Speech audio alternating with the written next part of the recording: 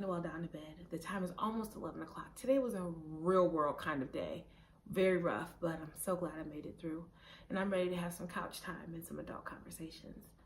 I'd like to welcome you guys back to Necessarily Tiffany. And if you're new here, welcome. Hit that subscribe button. Join the Necessarily family. Let's talk, let's connect.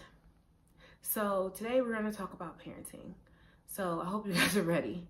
Hope you have something good in your cup. I have some wine today. It's been that kind of day. And my comfy socks are hospital socks. First of all, I have no makeup on. I did draw my eyebrows. Told y'all I wasn't gonna get y'all just yet. But if you notice something different, I do have my spring weave. Say hi to her. But we are really gonna have some adult conversations today, so I hope you guys are ready. So today we're gonna talk about the 9 things that no one ever told me about having a kid. Number 1 is you're gonna have to share everything.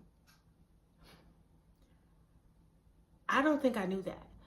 So the other day, I saw a meme of a mother eating a Snickers in the bathroom. And I was like, she nasty. Why she eating in the bathroom? Just today, that woman was me. I grabbed some Starburst out of the candy jar and I was like, oh man, Noelle can sleep through a thunderstorm. Noelle can sleep through airplanes. Noelle can sleep through a train.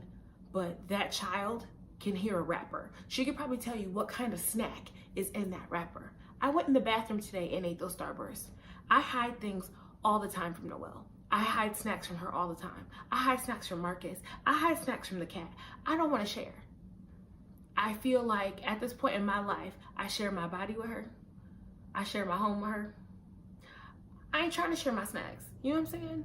But I feel bad because I still share with my mom. I borrow things from my mom. I like to shop in her bedroom because she be having all the nice toiletries and I love borrowing them from her. So shout out to you, Mom. But one thing I've decided is that Noelle's not gonna get my name brand snacks. I'm gonna buy her some great value stuff. Noelle's gonna get that Pitts brand from Kroger. I'm not sharing with her. Number 2, the second thing I've learned is that sleep is non-existent.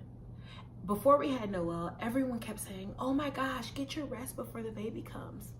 How can I rest if the baby is in my ribs? How can I rest if the baby's resting on my bladder? So one thing that I've definitely learned now, that when she's sleeping in the bed with us or she just wants to snuggle, I don't get no rest. I don't get sleep. Why? Because she still wants to sleep on my chest, on my ribs. She still wants to lay on my bladder. I'm just gonna share my body with my child forever. Number 3, I wish someone would have told me I would have body positivity issues. And I know this isn't an issue for every woman, but for me in particular, before I found out I was pregnant, I was in the best shape that I've ever been in. My stomach was relatively flat. When I was pregnant, I loved my skin, I loved my hair. Only 2 things that grew on my body was my nose and my stomach. So after giving birth, my stomach didn't return to being as flat as it was. I have a natural pouch at this point. All these kids are walking around with these little fanny packs on. I have a natural fanny pack. And also I was so obsessed over my vagina returning back to its original size. And I know everybody's like, oh, Tiffany, that's nothing you should worry about. I literally asked the doctor after pushing out an 8-pound, 2-ounce baby, is my vagina gonna go back to the state God gave it to me? Is it? Because it wasn't looking good right after childbirth. And they were like, don't worry about it, don't worry about it. I kind of obsessed over it. It's traumatic. Childbirth is the most beautiful and traumatic thing that you could ever go through at the same time. So through, rediscovering myself, learning my new self as a mom, just learning to love my body, I've come to accept my body. I am doing things about it. I am back in the gym, working out, I'm back running, and I'm just learning to love myself a little bit more. So I was so, hung up over those stretch marks. It's just a couple extra tiger stripes. Number 4, don't listen to everybody. Heck, don't even listen to me. I had to learn this because people sometimes will tell you their horror stories about childbirth when you're pregnant. Like, don't tell me. Literally 2 days before giving birth, I was at work and two ladies told me how they went to this doctor who on the west side of Cincinnati who gave them basically a botched delivery. Like, their bodies were never the same. 2 days before giving birth. Like, you could have kept the story to yourself. Like, I didn't have to hear that story. You know I'm about to give birth. I'm like literally about to pop. Why did you have to say that? Why did that need to come out of your mouth? But it happens often. People always want to share their thoughts and opinions. Another incident is when I announced that I wanted to breastfeed. People were like, well, what's your plan for feeding? What kind of formula? I was like, no, I think I want to breastfeed my daughter. Breastfeed? You gonna have your baby suck on your nipple? Ooh, I could never do that. Ooh, that's just unnatural. It's uncomfortable. Ooh, I don't know how you're gonna do it. It hurt. Keep your opinions to yourself. Every person is gonna parent, mother, give birth differently. Nobody's the exact same. Instead of encouraging me, you impose your opinion on me. And that happens a lot to me now, even as my daughter's a toddler. So keep your opinions to yourself. I don't care. I don't care. Number 5, your limits are going to be ever changing. Noelle is now a toddler and she does toddler things. Like, don't listen sometimes. She's sassy. Her attitude has definitely came in. Her personality is full-fledged. And my limits are ever changing. I was a very impatient person before I had my daughter. I couldn't even order things on Amazon because I couldn't even wait for the Prime delivery. I had to go to the store and get it. Having a child showed me how I can increase my patience. God has been so patient with me throughout this time and showing me how to be patient with my daughter. My limits also changed in love. I never knew I could love someone so much. She has really changed my life. She's taught me that I can just deal with a little bit more. I don't know if that makes sense to anybody, but I can endure a little more. I'm grateful for the chance to increase my patience by having a child. I'm excited to see where my patients are going to go as we decide to have more children, not now, but in the future. And I think it's going to be super exciting. So I'm excited to see where God takes my patients. Number 6. So this may piss some people off, but it's the absolute truth. Kids will bring out the best and worst in people. After Marcus and I announced we were pregnant, we lost some friends. Friends basically told me, like, girl, you're pregnant now. We can't go out. We can't drink. I'll see you after you have the baby.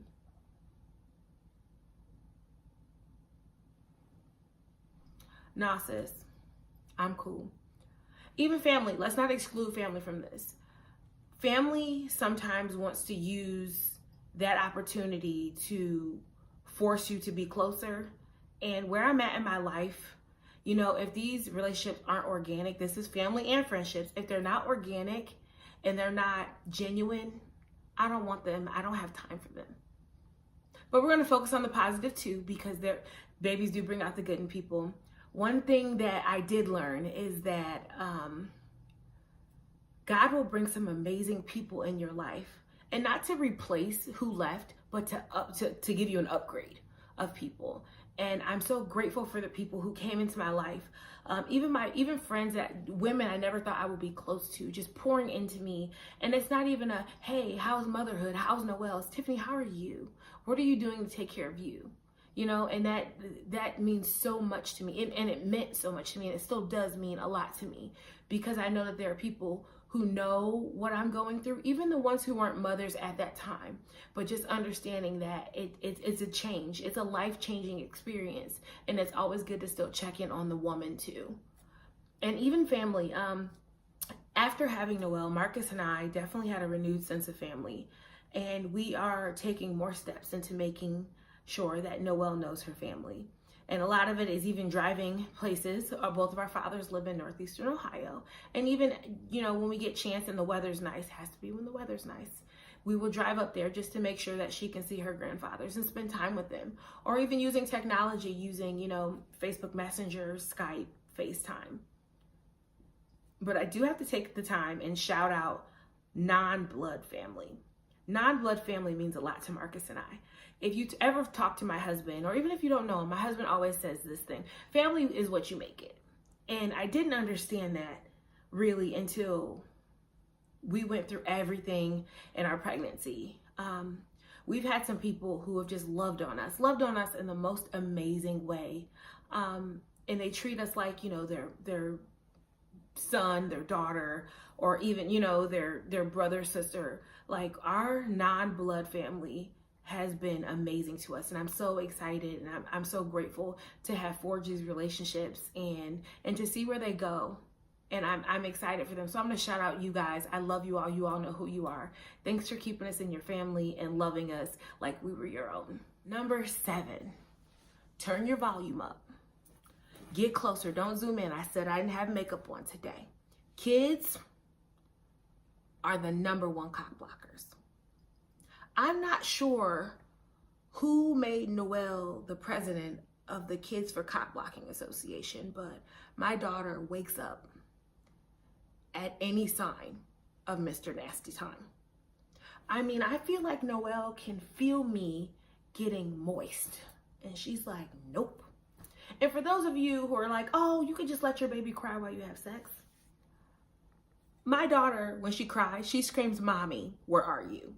I'm not getting no Mr. Nasty Time while my daughter's screaming my name. So it's just, you all ask, like, when's the next baby coming? When's the next baby coming? How? My daughter could be in the CIA. Like, she just knows. She just knows when I'm feeling it. She knows when her daddy's feeling it. We can't. We have to get really creative. I'm not going to tell you some of the stuff we do is illegal to have Mr. Nasty Time. But we got to be really creative to get some time in, because I swear my daughter can hear my panties drop. And once she does, she's screaming. Like, I don't know where it comes from. She's been here before, y'all. She's definitely been here before. Number 8, kids are sponges. So my mom always used to tell me that I was like her mini me. I mimicked everything. I'm like, girl, no, I didn't. Don't nobody want to mimic you. Noelle is my personal DVR. And having her mimic me it's a double-edged sword. So it always makes me want to strive to be better, and it helps me work on the things that I know I need to work on. But the other side is that she's my DVR. If I say something crazy, I know she's going to say it. I can't even be like, don't say that, because she's already said it before I can say, don't say that. The most recent example is my daughter loves to call my husband babe. Babe and Zaddy. Not daddy with the D, but Zaddy with the Z. It's really hard going to the store and you can't call out your husband, because I really don't call him by his first name. And before I can get it out, your child's like, babe, where you at, babe? It's awkward. I'm trying my best, y'all. I'm trying my best. And I don't want to laugh because it's funny. And being parents, like, Marcus and I want to get so weak in front of her. Like, we got to literally walk in around the corner and get weak and then come back. Because if she thinks it's funny, she's going to keep doing it. And my daughter is not going to be calling my husband Zaddy. Only person calling my husband Zaddy is me. And my final thing that no one told me about having a kid is that having a kid will make you look at your significant other differently. Most of you don't know that I had gestational diabetes when I was pregnant with Noel. I was insulin dependent, and I had to take insulin twice a day. This was a terrible time for me because I hate needles, I hate blood, I hate insulin, like, I hate all that stuff.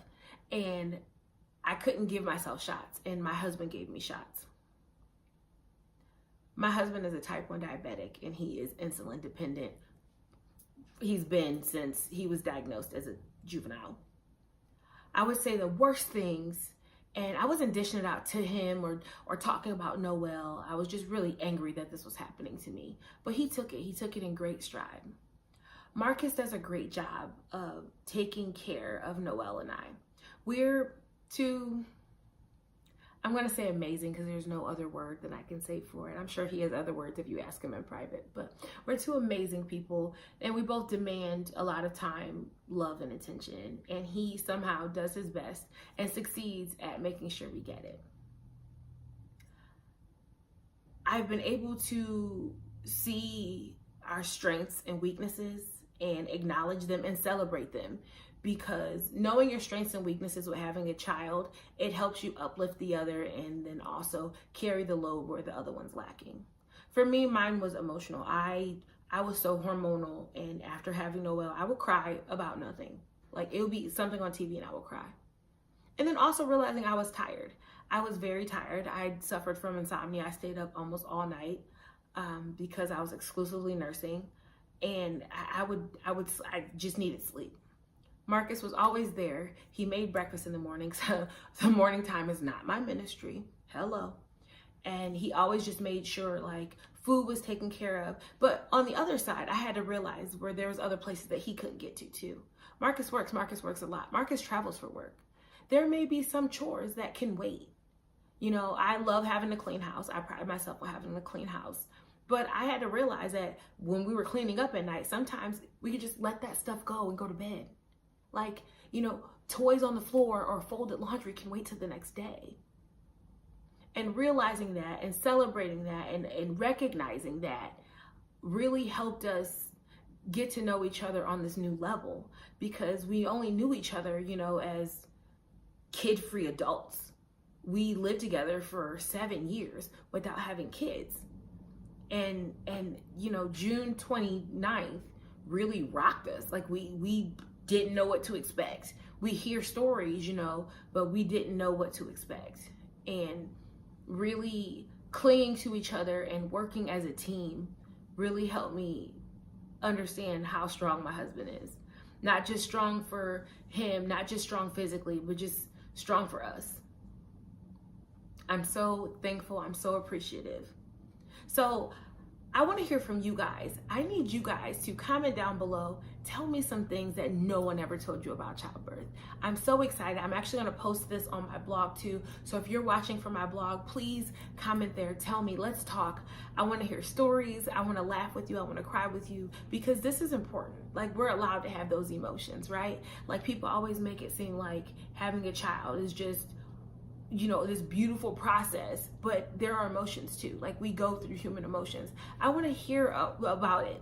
Comment down below. Tell me. I'm so excited. Again, thank you guys for tuning in to Necessarily Tiffany. This has been a rough day for me, but I've been so excited to just spill out what I had to say today. So be looking out for the next video. It's coming soon. I love you guys. Bye.